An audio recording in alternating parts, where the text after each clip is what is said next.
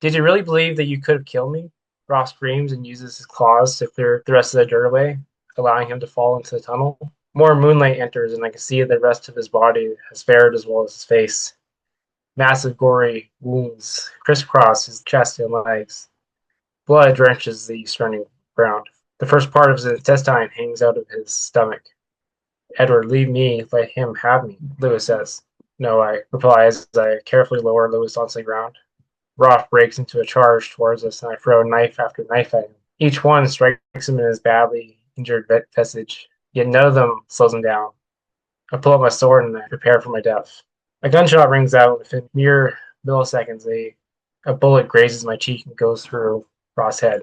Blood, brain matter, and fur explode out the back of his skull. Roth's body falls forward and lands on the ground with thud. Shocked, I turn around and see a petite woman pointing her rifle at me. Two small children are behind her. One of them holds a burning torch. Stay where you are, you'll join him. The woman loads another round into the gun. Katherine, please, we mean you no harm, Lewis offers from the ground. I second that. Please, ma'am, lower the weapon. I raise my arms. No. Katherine rests her finger over the trigger as the children hide behind her. Please, let there not be any more bloodshed tonight, I say. Old words coming from a vampire. Katherine keeps her rifle up. You brought the heavenly knights here, Lewis. You doomed us. Why shouldn't I kill you? She points the weapon at Lewis and you. Katherine aims it at me. I consider trying to attack her, but will I reach her in time? And should I kill this woman in front of her children? What deep scars that would leave. Seconds pass, we stare at each other.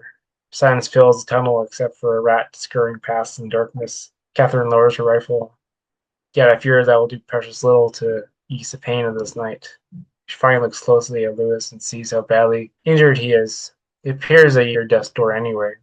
Why should I take you the rest of the way? I allow myself a quick breath. Thank you, Katherine. Take a step towards her. Katherine points her gun at me. I did not say you could approach me, filth. She steps back. Come, children. Katherine turns and flees down the tunnel. Katherine, I'm sorry, please. I pray that you will accept my forgiveness. Lewis scrambles ahead on his elbows. But Katherine and her children disappear into the dark. Soon the burning torch is all that can be seen of them. Then that too vanishes from view. Lewis. I reach his side, help him up, and carry him over my back. He leans his head on my shoulder as we walk down the tunnel. I used this tunnel before. If we keep going straight, we'll lead us out of the city. Lewis says, his voice nearly a mumble. For a time, we walk through the dark in silence. The weight of Lewis builds and builds, yet I cannot bring myself to stop, no matter how stressed my muscles become. I feel a thin line of blood falling down from where the bullet grazed me. I wonder how big it is and if it will scar. Then I remind myself now is not time to wonder about those things. Halt. Lewis taps my shoulder. Let's keep going, Lewis. Stop. We'll not make it. Put me down against the wall. Lewis orders. Put me down. Lewis yells at me. A little shocked, I lay him against the wall. He leans his head against the hard-packed dirt and clay. Thank you, Lewis says as I look over his badly burned and wounded form. Gaping bloody wounds crisscross his body. Blood bleeds from them and onto the ground. No trace of his once beautiful hair remains. It's all gone. Burned away by the bomb. Looking over at Lewis, I know that trying to get to the coven in time is a fool's errand. Lewis is not going to make it. Lewis's breaths are slow and ragged. Edward, do you believe there's a heaven for us? Lewis coughs and spits blood onto the ground.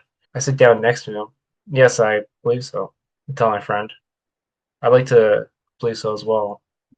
It's unfortunate that I'll never get to see it. Please don't speak like that. Place my hand on his, but he takes it away. Why shouldn't I? Whichever thing I've done, hell is a better place for me. Only a fool would accept me to heaven. Lewis hangs his head. Why do you speak like this? I ask. Why? Why? Because Katherine was right. I did bring soldiers to their home. I betrayed them. Lewis fall. Tears fall from Lewis's eyes. Lewis, you did not do this. Ralph was the one who murdered people. He rubbed his shoulder. But this is still my fault. Lewis looks away from me and stares in the dark. Tonight wasn't the first time I'd been to their house. Whenever I had a mission in the city or had a moment to sneak away, I would go see them. At the start, I would just look in, from a window, see them having dinner or playing in the living room. Watching them, I saw happiness there. I saw what a happy family looks like. I know what Vincent says that the coven is our family, but they are too, or were. Lewis coughs up blood. Came by a few nights ago. This time I didn't want to look. I wanted to be around them, take in some of the happiness. So I snuck in and appeared before them at dinner as they were cutting their steak. Lewis looks to the ground and I rub his shoulder a little more. It was so foolish. I risked not only my life, but the coven itself. More tears fall from Lewis's eyes, becoming enraged, angry. They ordered that I flee. So I did, only to run across the next door neighbor near steps from my brother's property. He saw me, he knew what I was, and I knew what I was going to have to do. But as I held this man in my hands about to cut his throat, I couldn't bring myself to do it. He was no soldier or anyone with dangerous intent towards me. He was a person with a family. How could I take him from that? So I scared him instead. His collapses in crying. I really thought that would work. I really did. He wipes his sleeve across. He wipes his eyes across his sleeve. I failed Lewis. I failed Ever. I should have killed him. I should have been the monster that they think we are. Because a monster, Edward, is what I am. Lewis spits blood out. If you're a monster, what does that make me? Lewis stares at me. Friend. I lean in and kiss him, only to break away quickly. And now? Someone who should have done that sooner. Lewis kisses me back. Stay with me. I know my time is drawing close. I do not want to exit this life alone. Take Lewis's hand. I will, I tell him. His breathing slows and slows. Lewis holds my hand with a strong grip. Then he lets go completely and his head falls to the side. His last breath leaves his lips. I hold his body as screams of pain echo forth from my mouth. Tears fill my eyes and drip down my face, leaving translucent tracks behind. Time slips away. In that dark tunnel, sadness and pain becomes all that I can feel. Eventually, my grip lessens on Luce's body. The tears slow. Thoughts of where to go from here enter my mind. Sadness still sits like an anvil in my mind. I rise to my feet, pain weighing down my body. But there is an insistence there to move forward, to go home. However, I'll not turn without Lewis. Pick up Lewis's body, carry him down the tunnel towards home. It took me hours to return to the coven. I collapsed to the door, Lewis in my arms. Two guards found me and brought both of us inside. At least this is what I was told. I only recalled being lowered onto the bed in the infirmary. For a few days, I moved back and forth between consciousness and unconsciousness. Someone placed a hot cloth on my head at some point. Another stitched up the wound on my face. Vincent came to see me when I was fully awake. Dressed in his thick robes and his liver-spotted hands wrapped around his cane. He listened as I told him the story. I didn't leave anything out. I don't know if he was glad that we killed Raph or not. He only nodded when I told him. Like me, he must have been worried about the attention we were about to receive. The werewolves and the humans would want their revenge. I was sad that we couldn't bring back a single valve of blood. All of them were destroyed. They had the service for Lewis after I was fully awake. I sat at the back. Vampire spoke of his kindness and his leadership, his grand send-off for an amazing person. So I sat there, I could feel the world darken a bit, like a bright light had gone out. I wondered if this is how things are now. Or maybe that light will return in a different way. One could hope. Everyone in the service shared slight nods and a few words to me. I noticed they didn't spend a lot of time around me. I wonder if they were mad at me for my hand in killing Roth, or my failure to bring back blood. I wasn't sure what it was, but I saw distance there. Things were different. I knew sitting in that wooden pew, things were never going to be the same again. I wish that had said something at the service, but I had nothing to say. No words could find my tongue. Everyone else was saying such beautiful things about him. How could I add to that? To be fair, there were things I could say about Lewis, but I couldn't say them in this room. I had already said them to the tunnel. What else was there to say? No one spoke to me after the service. That night in bed, I cried. I cried because of all the guilt I felt. I wish I had ran faster, fought harder, killed Roth before he killed Lewis.